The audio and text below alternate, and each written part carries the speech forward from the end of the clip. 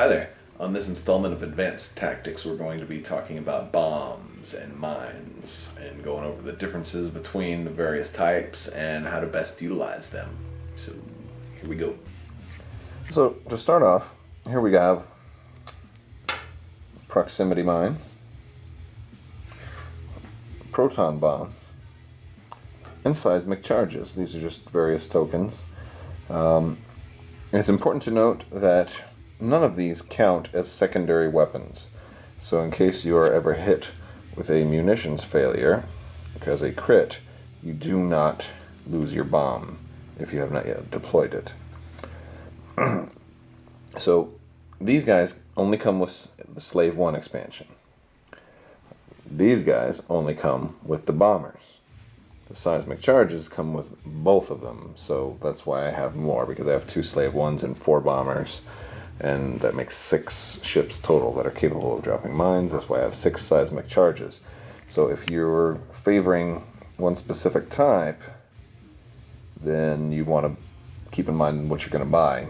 If you specifically want proximity mines, then you might want to get more slaves.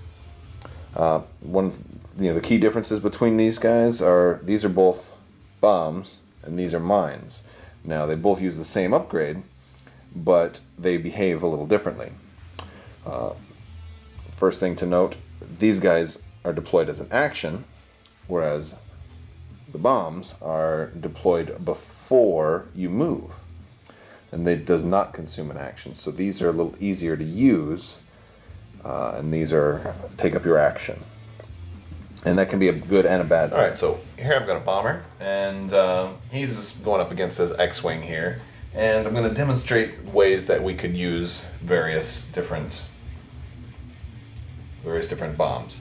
First thing is, let's say we're going to use a seismic charge.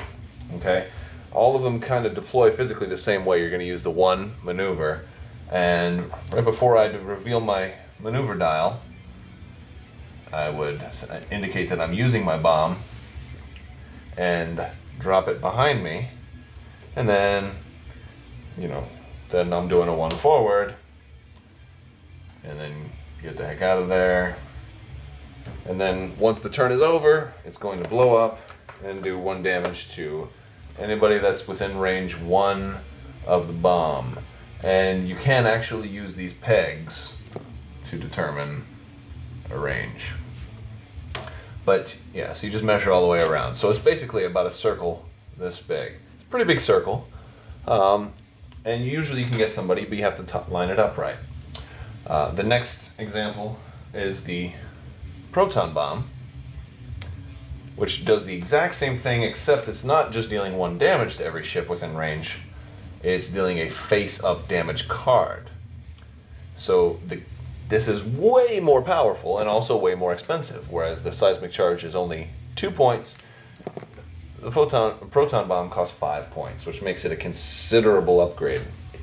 But the face-up damage is incredibly powerful because that's a crit that bypasses your shields and goes straight onto your ship. So that can kill an A-Wing if it's a direct hit. A full-blown A-Wing with shield upgrade and everything, and you just instant kill. If it's a direct hit. So that's huge. One time I was playing, and I was seriously doing bad, and I was going up against Wedge, a squad led by Wedge, and proton bomb hit Wedge and gave him blinded pilot, or whatever the crit is that removes the pilot ability, and that's huge for Wedge. And so these things are really, really nice. But it's a roll of the dice, because you don't know what crits you're going to get. But 2 of them are guaranteed to kill an A-Wing if they both hit, or you could kill a lot bigger ships with that too. You can kill a lot of ships if you get a direct hit as at least just 1 of them, because 3 hold is going to do an X-Wing. It's going to do your TIE fighters, your interceptors, almost any of the small ships, that don't have a hull upgrade. Now. And then I would go ahead and move. Now, granted, you're probably going to want to do more than a 1, but a 1 is enough to get you away. So say I drop that and I move up to here. That puts me out of range. I am beyond range 1 of the bomb. But I always worry. You usually want to drop these when you're in close proximity to a lot of other ships. So if you're only doing a 1 forward, you're probably going to run the risk of bumping and getting stuck a little too close to your own bomb, and you definitely don't want that to happen. You'll probably only ever do it once. Jedi Han Solo wants to remind you that proton bombs and seismic charges detonate at the end of the activation phase, once all ships have moved and performed their actions. Next I want to talk about is proximity. So proximity we don't drop first. Proximity we do as an action. And we're going to move, let's say, in this case, my X-Wing is still here. He's just hanging out, right? Let's say I move before him. And I'm going to do a 3 turn. And I go right there.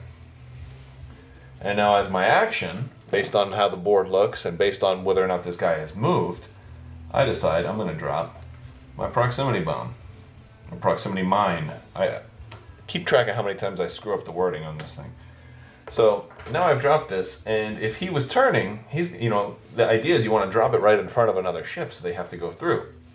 Now, when the ship crosses, or its maneuver template crosses the proximity bomb, oh my gosh, proximity mine, they have to roll 3 damage dice and suffer every hit or crit.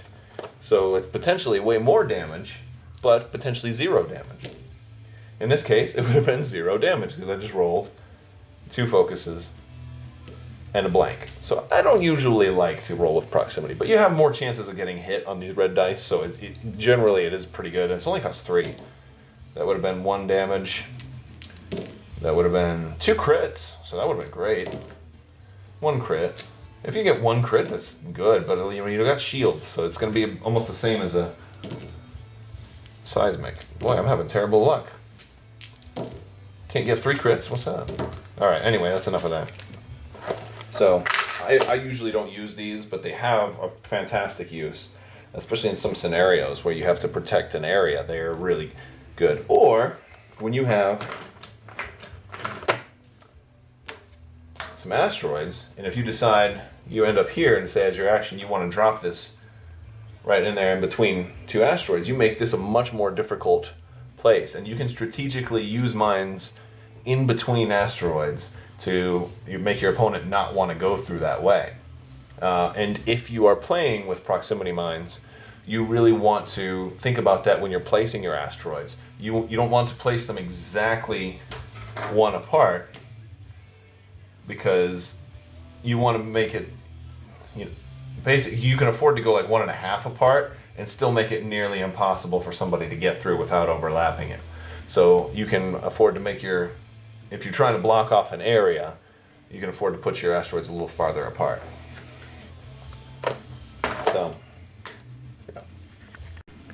So let's say you're like me and you like bombers, and you decide you're going to try and run a build based on bombs. One of the things you don't want to do is you don't want to run a tight formation, and I'll explain why in some detail. The idea of a build like this, and this is my ace here, he's like lightning painted or something like that.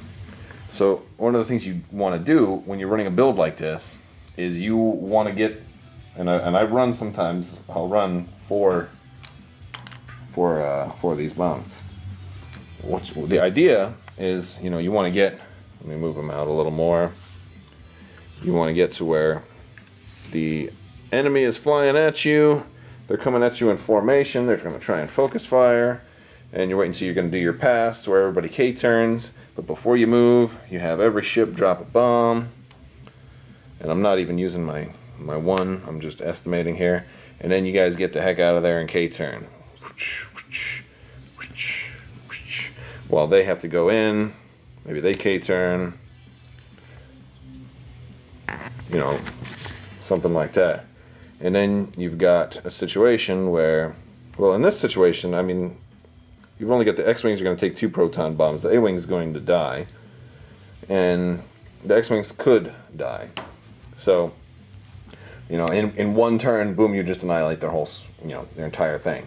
And if you're doing mirror matches, that's devastating to any kind of swarm. And then with the Z95 Headhunters coming out, that could be devastating to a Rebel swarm. So that's the idea. You can take out a lot of ships that way. You can take out a B-Wing that way, real easy. Y-Wing's Y-Wing and the Falcon are the only Rebel ships that are really going to survive that. But your opponent's going to know that's what you're doing. So you don't want this. You don't want all of your proton bombs in that tight of a formation. So what I recommend is scattering them. You can line them up. You can line them up just fine. But when you move, adjust your movements. In other words, maybe you're going to have this guy. Maybe you're going to have this guy go 1 forward. Send this guy a 3 forward. Send this guy, a 2 forward. And maybe just keep this guy 1 forward again. And adjust it a little bit. And this way, if they're staggered enough, once you are,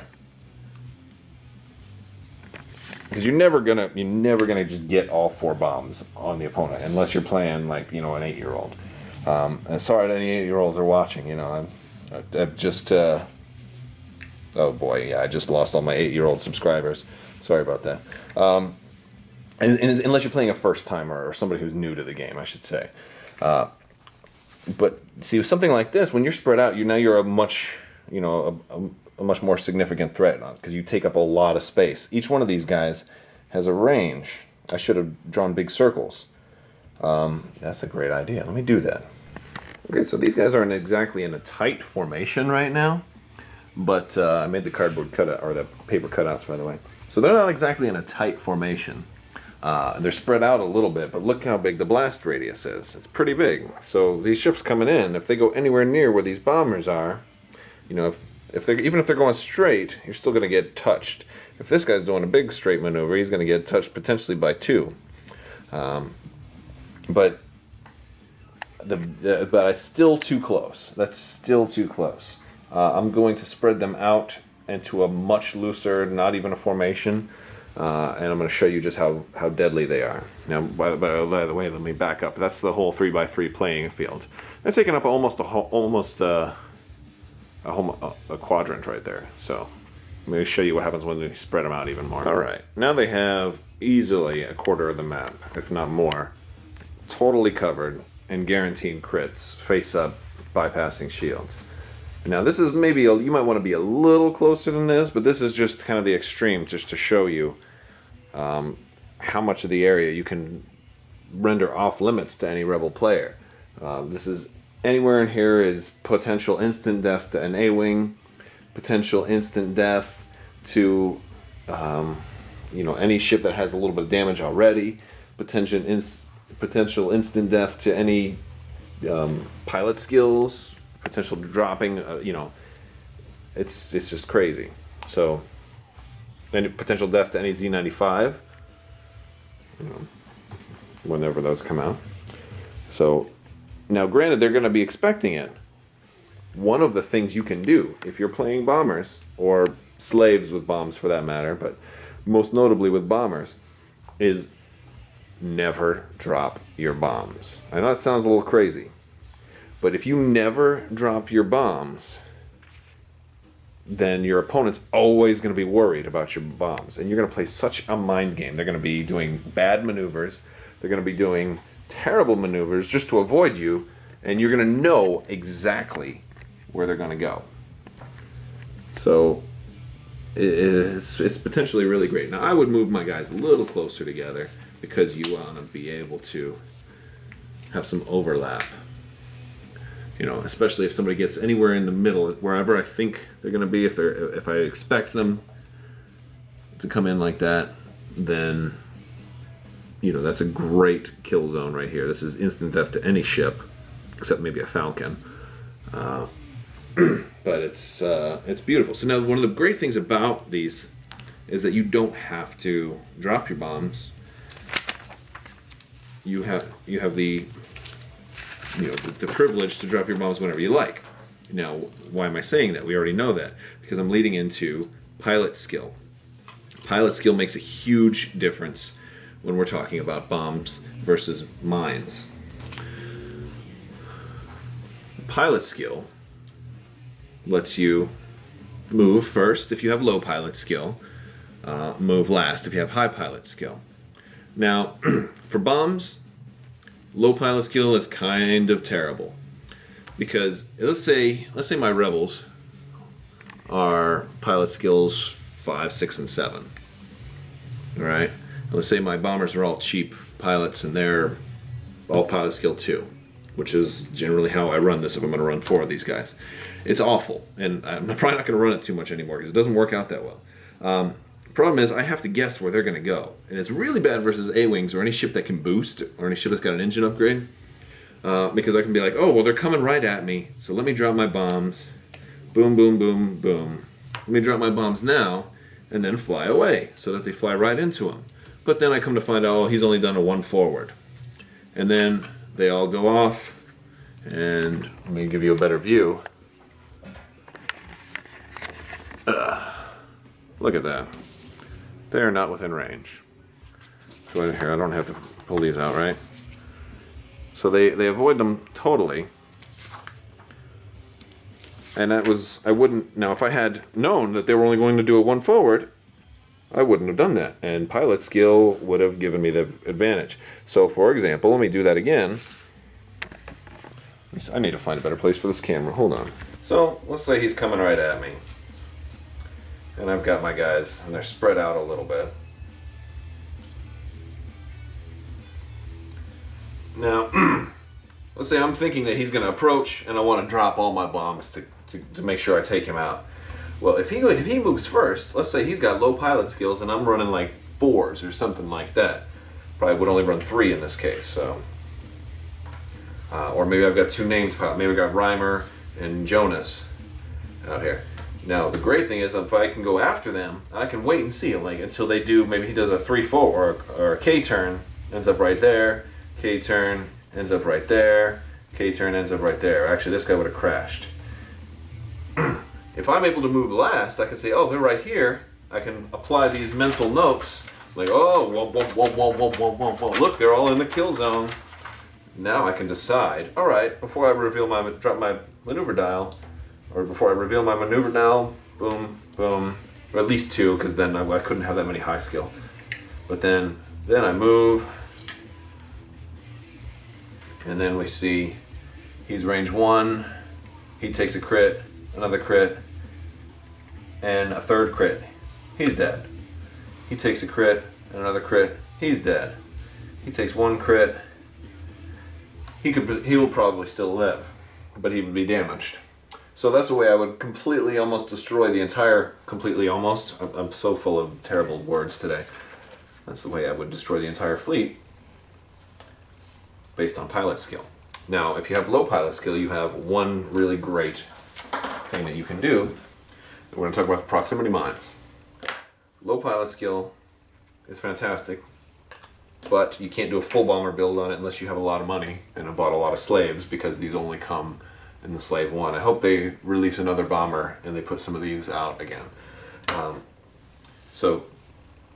Let's say these guys are in the 5, 6, 7 pilot range, and then I'm running my 2s. I know they're going to go first, so one of the things I can do is I can fly up. Say I'm doing a 2 forward. Okay, in this case I'm doing a 3 forward. Alright, right in front. Right in front. Now I can then, and I won't use an action. Well, I will use my action to drop these 2 proximity mines. Now the thing is, these proximity mines aren't going to hit multiple ships. It's going to hit the first guy that goes through it, and then it blows up. And it only damages the guy that goes through it. So, say this is Wedge, and he does a 3 forward. He touches it, boom. He rolls 3 dice. So it's a great way to maximize your low pilot skill by blocking with these, putting them in front of people before they move. So that's good. And they don't get to roll any evade dice, so these are especially useful for ships with high evade. Should be nice versus the E-wing as well. So low pilot skill benefits most from these, the proximity mines. High pilot skill benefits most from the bombs, specifically the proton bombs, because the high pilot skill can wait and see and decide what he's going to do. A thing that's nice to do if you're doing bombers is to have as much maneuverability as possible. So you may want to consider engine upgrades if you really want to maximize your bombs, put yourself in the best position to get people quickly and take them by surprise. Because bombers aren't that maneuverable. They don't have a terrible dial, but they're not that great. So if you can add an engine upgrade, that would be awesome. When I run these guys, I actually run 4 engine upgrades and 4 of these. And being able to fly around is great. One of the things that's really nice about running bombs is that it doesn't count as a secondary weapon, but like the attack from the bomb doesn't count as your attack. So you can potentially hit somebody twice. So maybe I'm spread out really far, which I do recommend. Maybe these guys drop their bombs. These guys hold on to theirs. You know, boom, boom. And let's say I did a K-turn. Well, I can then also shoot you. So I can bomb you and then shoot you at the same time. Although I think their K-turn is a 5, so potentially do it. It just depends how it lines up. But I love that you can basically get 2 attacks in a turn if you drop your bombs and are also in a position where you can shoot. That's usually only going to be when you're doing K-turns. And you want to do it when you don't want to do it when you're nose to nose with somebody, because they're going to go forward and then you're going to be out of range. But if you want to really maximize and take somebody out in an alpha strike, it's a great way to do it. Most people who run bombs aren't going to run a full bomber build. I realize that, and I've spent a lot of time talking about 4 bombs just to maximize the effect of the cutouts and just how much of a space, how much of a threat they can be. If you have that many, I mean, imagine your bombers are spread out really far. Of course, that would be, they have the hull to survive a little bit of an alpha strike, but you can just put so much of the map as a hazard area and play terrible mind games with your opponent. Most of the time, you're going to only run 1 bomb, maybe 2. Maybe you'll have one on a large ship on a slave, or maybe you'll have a decked out bomber that you want to work with some other combination. Reimer works, Captain Jonas, or I should say rather, works really well with a lot of other missile boats. So a lot of times I'll give him a bomb. One of the things that's great, especially if you use proton bombs, is it plays a serious mind game with your opponent. Just consider never even dropping it unless you're absolutely sure. Like maybe you've got somebody ionized, and ions work great with bombs too, because then he has to do a 1 forward, so it gives you a lot of predictability. And the more you can predict and know where your guy's going to go, the better chance you're going to have for bombs. So hopefully I covered all of your bombing questions in this video. Drop me a comment if there is something that I didn't cover that you'd like me to address, or if I got anything wrong, or if I screwed up, or if I smell, let me know. So thanks a lot, guys. And subscribe if you want to see more good stuff. Juggernaut crush puny Skywalker.